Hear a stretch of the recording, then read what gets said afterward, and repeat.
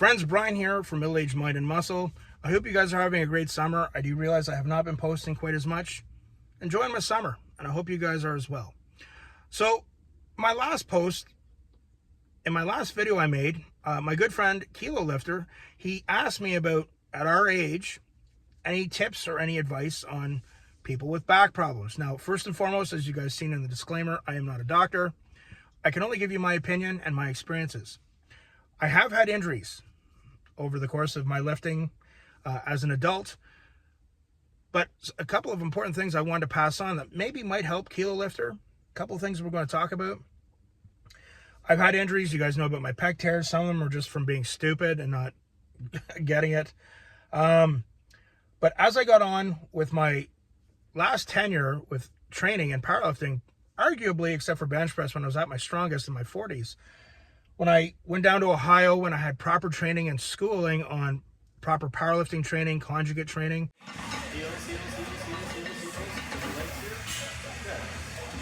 you learn the importance of your posterior chain.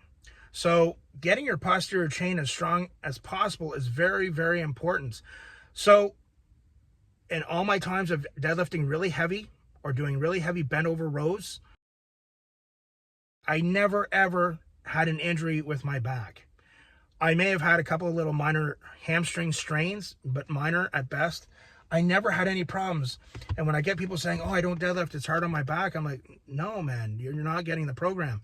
So being my age now, I lift to not get hurt. I actually like to use the term preventative training now. One of the things I've taken from my conjugate training is keep your posterior chain as strong as possible. And for people with back issues, let me explain why. I have found in my years of training to build up the lower muscles in your back and your spinal erectors to make them really strong, tough, and durable. They're the hardest muscles to build up on your body. And then when you get away from training for a while, they're like the first to go. So in moving forward with my age, I'm thinking, okay, like it makes more sense now. I've talked at length about issues with hips. Hips are the core of everything when it comes to your lower back, your knees, your ankles, your spine going upwards. If you are having hip problems because you have weak muscles and things are going out around your hips, you're going to have problems. That's why I really believe in keeping your posterior chain as strong as possible. We do a lot of rotative work on our hips using banded walks, trying to hit all the different muscles in the circumference of the hips, the adductor, abductor, a lot of stretching, a lot of flexibility, a lot of exercises to keep our hips strong. I went into detail in my last video about box squats, how amazing they are for keeping your hips strong. But also, we do so many different exercises, variations on the hyperextension when I can. And even at the small gym I go to, they don't have a reverse hyper, but I do a variation of it using bands on an incline bench. So when I keep my back and my lower back really strong, I've never had any back problems. When I've not trained properly or not kept my hips strong completely all the way around, then I started having a lot of problems. I think a lot of the core problems that people have with their back issues are their hips are weak or something's out. Now this brings me to the next topic, and it can be controversial. Chiropractors. Now, some people believe in GPs. GPs tend to not like other types of medicine or practicing like chiropractors or acupuncture and all that stuff. I know from having my hips so badly out years ago, and I've been to different chiropractors, and I know the difference between a bad chiropractor and a good chiropractor and what a good chiropractor can do for you. Your body's made up of moving parts. Things do kind of tilt, shift, move around, get thrown out.